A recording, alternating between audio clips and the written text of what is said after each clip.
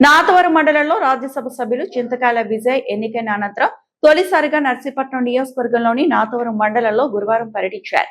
బెన్నవరం వద్ద వందలాది కార్లు, నాతవరం పెట్రోల్ బంక్ వద్ద వేలాది మంది కార్యకర్తలు ఆయనకు అపూర్వ స్వాగతం లభించింది. గడప గడపకు కార్యక్రమంలో భాగంగా బీసీ కాలనీలోని ప్రతి ఇంటికి వెళ్లి ప్రజల సమస్యలను అడిగి తెలుసుకున్నారు. నాతవరం ప్రజల ఆప్యాయత, ఆశీర్వాదాలు మరువలేనివన్నారు. తన తండ్రి అయ్యప్ప 40 ఏళ్ల సుదీర్ఘ రాజకీయ జీవితంలో ఎటువంటి అవినీతి మచ్చలేదని, ఆయన స్ఫూర్తితోనే తాను నిబద్ధతతో ముందుకు వెళ్తున్నానని తెలిపారు.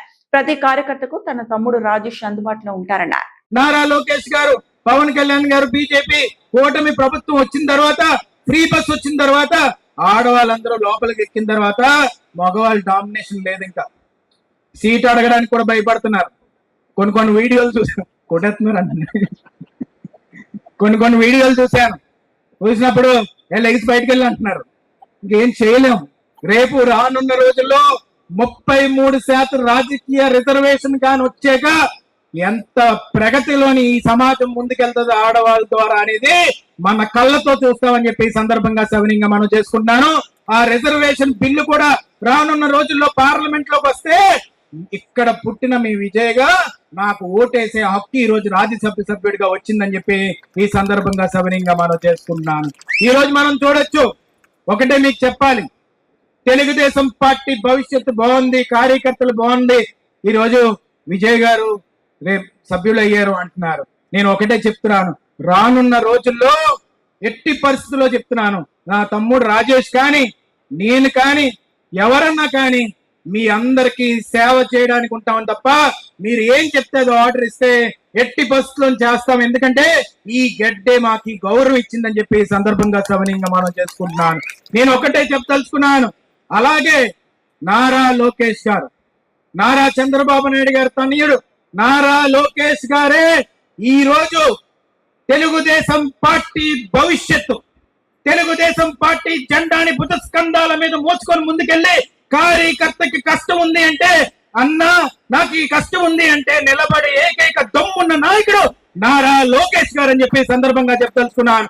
1000 కిలోమీటర్లు నడిచారు. వాళ్ళ అమ్మగారిని దూషిస్తే, మా అమ్మనే కాదు ఏ ఆడవాళ్ళని కూడా దూషిస్తే ముందుకొచ్చి మక్కలు ఎరుగుతుంటానని చెప్పి ముందుకొచ్చి ఈ రోజు ఆడవాళ్ళు జోలికి రాకూడదని చెప్పి, ఎవరన్నా కానీ ఆడవాళ్ళు జోలికి వెళ్తే భయపడే విధంగా ఈ రోజు రాజకీయాన్ని ముందుకు తీసుకెళ్లి లా ప్రకారంగానే వాళ్ళని శిక్షించే విధంగా ముందుకు తీసుకెళ్తున్న ఏకైక దమ్మున్న నాయకుడు నారా లోకేష్ గారు. కార్యకర్తలకి భవిష్యత్తు నారా లోకేష్ గారు, తెలుగుదేశం పార్టీకి భవిష్యత్తు నారా లోకేష్ గారు, ఈ రాష్ట్ర ప్రగతికి ముందుకు తీసుకెళ్ళడానికి దమ్మున్న రానున్న రోజుల్లో యువకుడు నారా లోకేష్ గారు అని చెప్పి మనస్ఫూర్తిగా నేను ఈ సందర్భంగా చెప్పదలుచుకున్నాను. ఎందుకంటే ఒకటే అన్నారు, విజయ్ ఎంత కష్టపడ్డాడు, నేను మాట ఇస్తున్నాను, విజయ్ గౌరవం ఇస్తానని చెప్పి ఈ రోజు నారా చంద్రబాబు నాయుడు గారు, నారా లోకేష్ గారు, ఆ కుటుంబం కూడా ఈ గడ్డకింత గౌరవాన్ని ఇచ్చిందంటే వాళ్ళకి ఆ జన్మాంతం రుణపడి ఉంటామని చెప్పి ఈ సందర్భంగా సవినీయంగా మనం చేసుకుంటాను. అలాగే తెలుగుదేశం పార్టీ జెండాకి ఏ మాత్రం కూడా కించిత్ గౌరవం తగ్గే పని ఏ మాత్రం మేము చెయ్యం. ఏ మాత్రం కూడా అయ్యన్న పాత్ర గారి పేరుని తగ్గించే పని 1% కూడా మేము చెయ్యం. కార్యకర్తలు ఎప్పుడొస్తే అప్పుడు ఇంట్లో గౌరవం ఇచ్చి ముందుకు తీసుకెళ్లే కుటుంబం మాదని చెప్పి ఈ సందర్భంగా చెప్పదలుచుకుంటూ, నా తల్లి పద్మావతి గారికి, అయ్యన్న పాత్ర గారికి ఆ జన్మాంతం రుణపడి ఉంటానని చెప్పి ఈ సందర్భంగా సవినీయంగా మనం చేసుకుంటున్నాను. ఈ రోజు చూడొచ్చు, బుక్ ప్రచురించడం జరిగింది. రేపు 2 ఏళ్ళు అయిన సందర్భంగా మీ ప్రతి ఇంటికి కూడా ఈ బుక్ రావడం జరుగుతుంది, ఈ పేపర్ రావడం జరుగుతుంది. ఒక్కసారి చూడండి, ఒకటే గుండెల మీద చేసుకొని నమ్మి ఒకసారి ఆలోచించండి. ముందు ఎప్పుడన్నా ఎవరన్నా పార్టీ గెలిచినప్పుడు, ఎవరన్నా ఎమ్మెల్యే గెలిచినప్పుడు నేను పని చేశానని చెప్పి ఇలా ప్రచురించి నేను ఇన్ని కోట్లు ఈ 2 ఏళ్ళలో తీసుకొచ్చానని చెప్పి ఎవరన్నా దమ్మున నాయకుడు ముందుకు వచ్చాడా అనేది ఒకసారి ఆలోచించాలి. ఈ రోజు అభివృద్ధి ఒక్కదానికే 2 ఏళ్ళలోని మనం చూస్తే ఈ రోజు 532 కోట్లు తీసుకొచ్చిన దమ్మున్న నాయకుడు అయ్యన్న పాత్రుడు గారు. ఎక్కడ చూసినా సీసీ రోడ్లు గాని, తార్ రోడ్లు గాని, మన తాండవా నుంచి నాతవరంకి ఇప్పుడు మళ్ళీ ఆ రోడ్డు కూడా వేస్తున్నారు. ఏదన్నాది 532 కోట్ల అభివృద్ధికి తీసుకొచ్చారు. సంక్షేమం గురించి మాట్లాడట్లేదు, పెన్షన్ల గురించి మాట్లాడట్లేదు.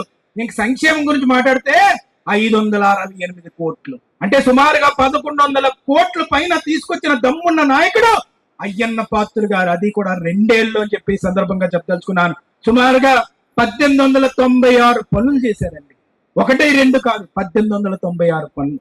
అందుకే ఈ రోజు చెప్తున్నాను, రానున్న రోజుల్లో కూటమి ప్రభుత్వంలో ఏదన్నా న్యాయం జరుగుతుంది మహిళల కంటే అది తెలుగుదేశం పార్టీ, జనసేన, బీజేపీ కలిస్తేనే జరుగుతుందని చెప్పి ఈ సందర్భంగా మీ అందరికీ సవినయంగా మనం చేసుకుంటూ, ఇంత మధ్యాహ్నం వేళ మీ అందరూ వచ్చారు, ఇంత ఓపికగా ఉన్నారు. నేను ఎక్కువ మాట్లాడదలుచుకోలేదు. నేను ఒక్కటే చెప్పదలుచుకుంది ఏంటంటే, ఇక్కడ స్కూల్కి వెళ్ళినప్పుడు కొంతమంది తాతలు వచ్చి స్కూల్ పిల్లల గురించి ఆలోచించారు.